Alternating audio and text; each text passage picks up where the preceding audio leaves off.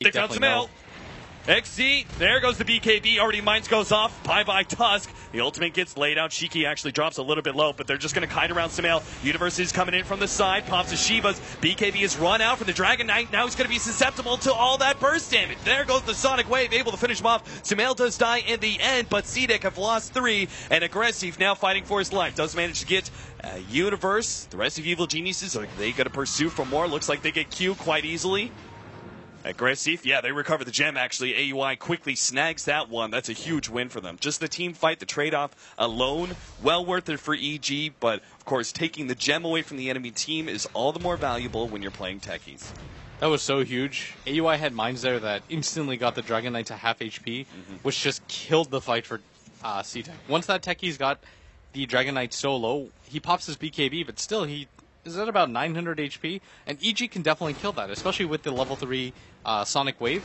And then from there, it's just 1 or 2 more spells, a 6-second BKB. You can take that out pretty quickly, and then the fight became impossible for CTech. Like, they need that Dragon Knight to tank up so much more damage than he did.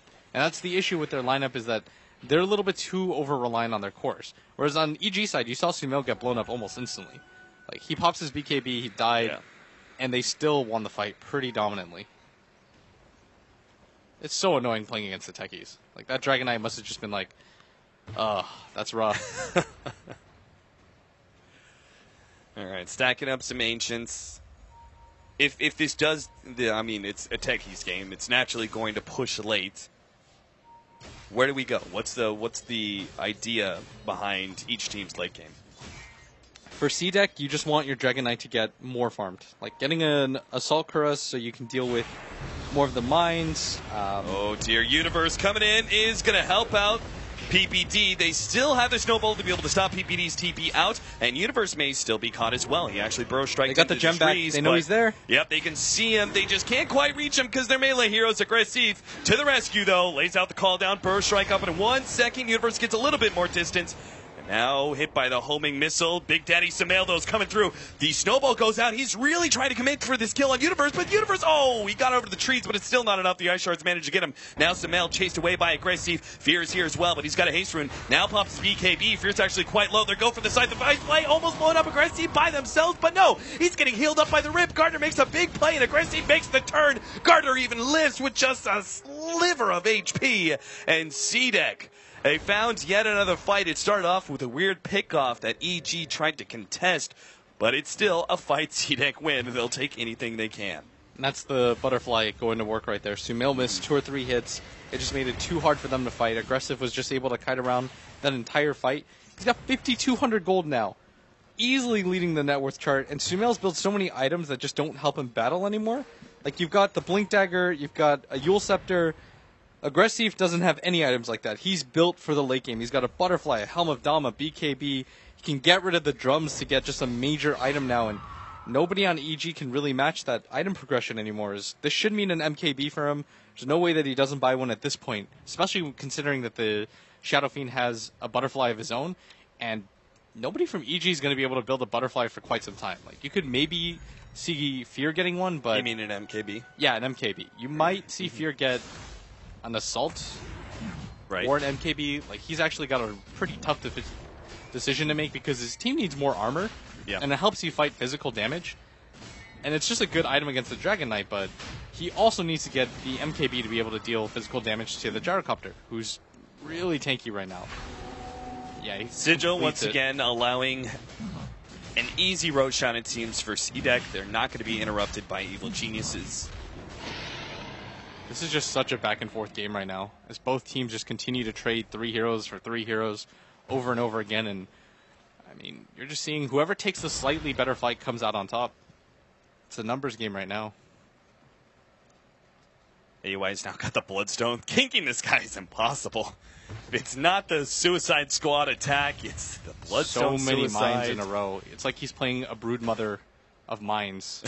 Instead of webs, there's just pain. Great stuff. And every single one of those mines kills a whole entire creep wave. I guarantee you, after this game, C-Deck's just like, I'm having so much fun. I can't wait to play against another techies.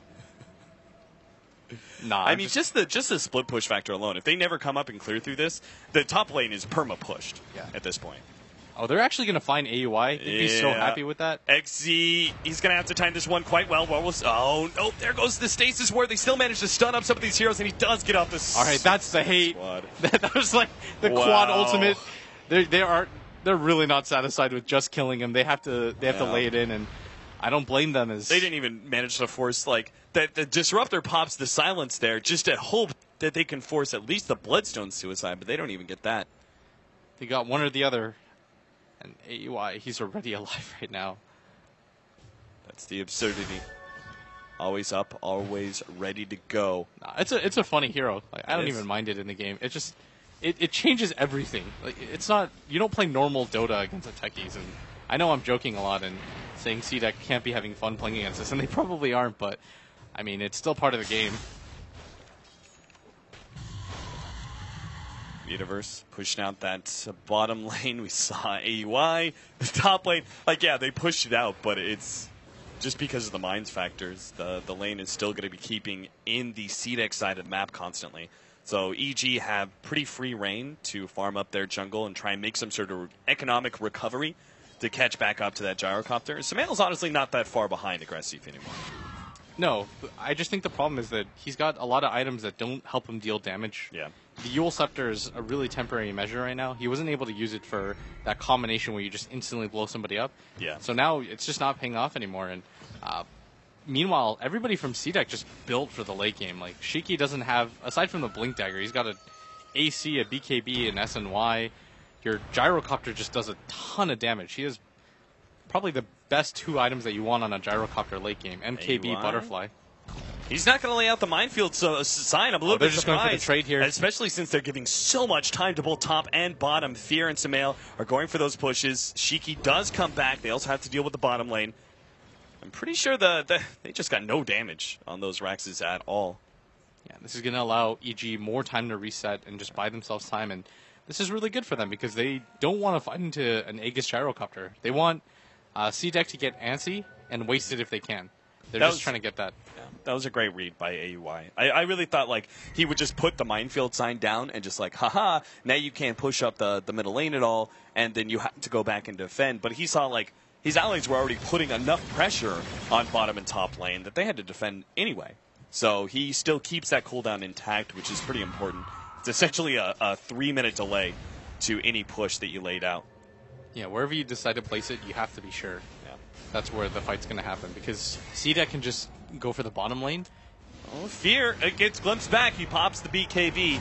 He'll be forcing that one. Sumail managed to get off a really great ultimate, which will be able to finish off the Tusk at the very least. Now the Disruptor drops his ultimate. Q's going to be right-click down nonetheless. Fear still in a great position. Now here comes Universe as well. They're just going to be able to control the DK. They just want to fight right outside of CDEC's base. This is a huge win.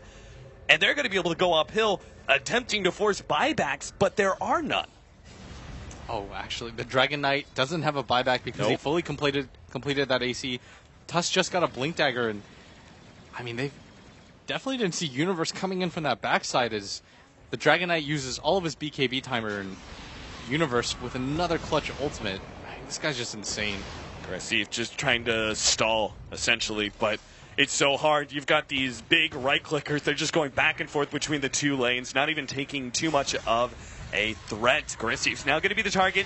Does have that Aegis, so even if he gets popped here, he'll come back a secondary time. And they'll just gladly take the range racks. See if they get the melee racks as well. Nope, they actually pop themselves out. A lot of CDEC are coming back. AUI just laying mine after mine on that tier 3 tower. But Tusk is back. Dragon Knight's up in 20 seconds. It looks like, unless they see an opening, perhaps XD being overly aggressive, goes for PPD, can't quite pop him, and there is the Shallow Grave to be able to keep him alive. The Tombstone might be able to finish him off as well. Aggressive looking for a call down to catch him in the end. PB dodges that one, and Aggressive is just losing a lot of time chasing down a support. He does get him in the end, but they traded away a Tusk for that one, and EG are still keeping that back and forth push. EG are just doing such a good job of extending the game and forcing CDEC to make mistakes. Like, CDEC is sending 1 or 2 heroes at a time to defend these pushes, assuming that it's just 1 or 2 heroes doing the push, but EG are always backing it up, and they're just forcing CDEC to run around and play around them. And once again, EG has somehow taken map control. Like, despite the fact that the enemy team has two really tanky cores that are built purely for the late game, they're just getting outfought. Like, EG is outmaneuvering them around the map. C-Deck is constantly just responding to whatever EG happen to do. Like, it's like, EG push one, well, we have to back. We can't really let this fall. And it's just extending this game right now is... this is what EG want. Like, you want this game to go long so that your enemy is going to make mistakes and you think your play is going to be a little bit cleaner, then you can mop up. Satanic complete for the Shadow Fiend, and he's pretty much caught up to the Gyrocopter in net worth. He still has the need to sell and trade out for a different item, but he's pretty much caught up, especially with the room that Sumail has to be able to farm up. Yeah, they're doing a really good job right now of keeping the map pretty spaced out. The Queen of Pain is still a little bit behind in net worth, but she's starting to pick up a lot of items. She's got a fully completed Octarine core after that fight, and I'd imagine... I don't think Aghanims is the item. It seems like the supporting cast is just of EG is what's going to make the difference here. You've got, compare, say, like Tusk, right? Tusk and Universe. Universe, first of all, can do, I think, Sand King's just more powerful going late game just because the initiation factor is so strong. But he's also going to have a Scythe of Ice. Now, oh, God, Sumail. Incredibly fast blink away. If they'd been managed to catch him, that would have been a huge win for them. But unfortunately... Then is it both of the supports on the side of C-Deck combined? Yeah. By considerable margin. I mean, don't even consider AUI as a support player in any game that he plays. You have to just treat him like a core hero. He's the new offlaner for EG, introducing AUI 2000. Universe it's a fourth just lane, plays... essentially. When EG have a greedy 4, they just always seem to find that fourth lane for AUI to farm up. Yeah, and he's getting so farmed right now. If he gets his own Hex, that would just completely ruin C-Deck in these fights. 3 different Blink Hexes, that would be insane. Yeah. No, that's another factor.